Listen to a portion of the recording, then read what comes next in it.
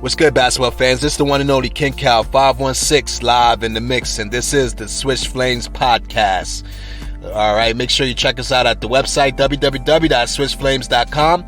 Hit us up on Twitter at SwitchFlames, and if you feel so inclined to donate to the show, be sure to hit us up on the Cashapp $King Cal 516.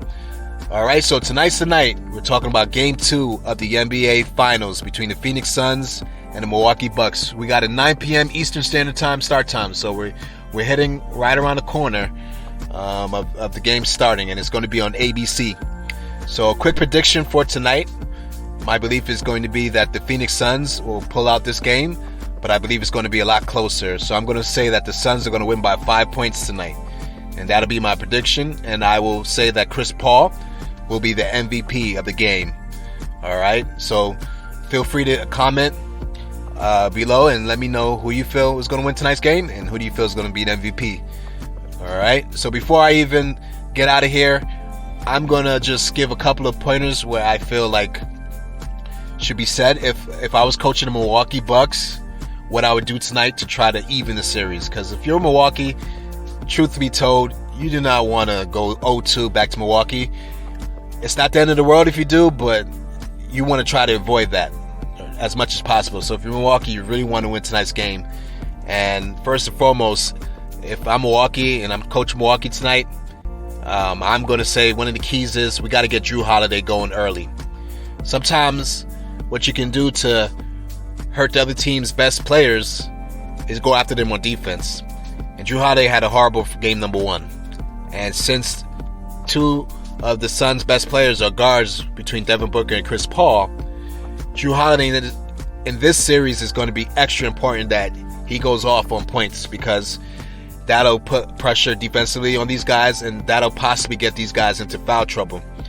When I looked at the Suns versus the Clippers, Devin Booker fouled out one of those games. And Devin Booker had multiple games he was in foul trouble. Why? Because Devin Booker was predominantly guarding Paul George. Right? So we know that the Bucks they don't have a player of Paul George's caliber, say at the guard spot. But, Chris Middleton is a wing, and he's very good. He's maybe not as good as Paul George, but he's probably a step below Paul George. But Chris Middleton is good. But Jrue Holiday is the best guard you have on this team. And they got to look to get him going early. Start putting some pressure on those guards. Make them work. And if I'm Chris Middleton, what I would be pushing for Chris Middleton to do is when he's got the ball and he's isoing or he's trying to, take the ball to score. If I'm Chris Middleton, I'm looking to see which one of my teammates has Devin Booker and Chris Paul on them and ask for a pick and switch out. This blood in the water, you got to attack that blood like a real shark. You know what I mean? And if I'm the Milwaukee Bucks, that's one of the main adjustments that I'm looking to do. Pick on Chris Paul and Devin Booker, try to get these guys into foul trouble. Because let me tell you something, in game number 1, oh my goodness, Chris Paul had breakfast, lunch, and dinner, and dessert. And he was a hungry boy. There was a lot of blood in the water, and he came in and destroyed everything.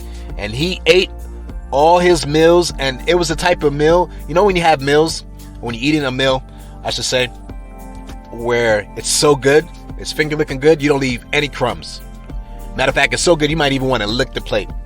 That's what Chris Paul did in game number 1. And poor Brook Lopez. Oh my goodness. Brook Lopez. And that's what Chris Paul did. So I'm telling Milwaukee, you got to give the Suns a taste of their own medicine. Chris Paul decided that Brook Lopez was the weakest link, and he sought him out as much as he can.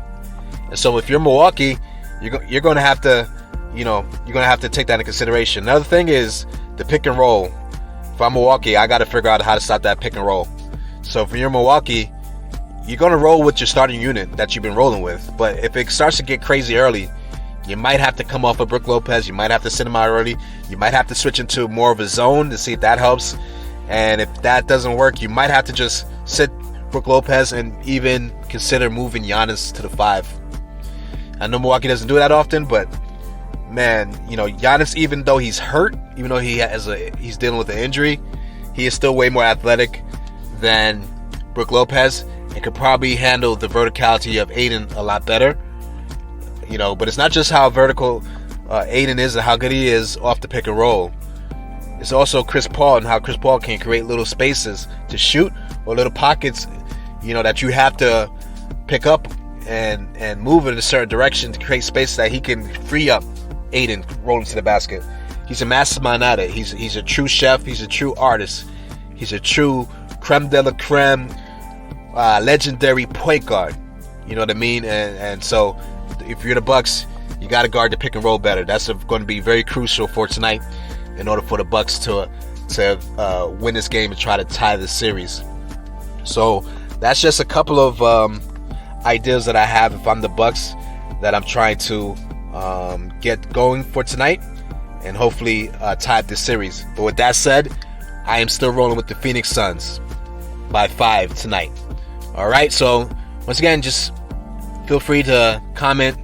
Feel free to express your opinion on what you feel should happen, or rather who you feel is going to win tonight and who's going to be the MVP of the game. All right, with that said, I'm signing off. Peace.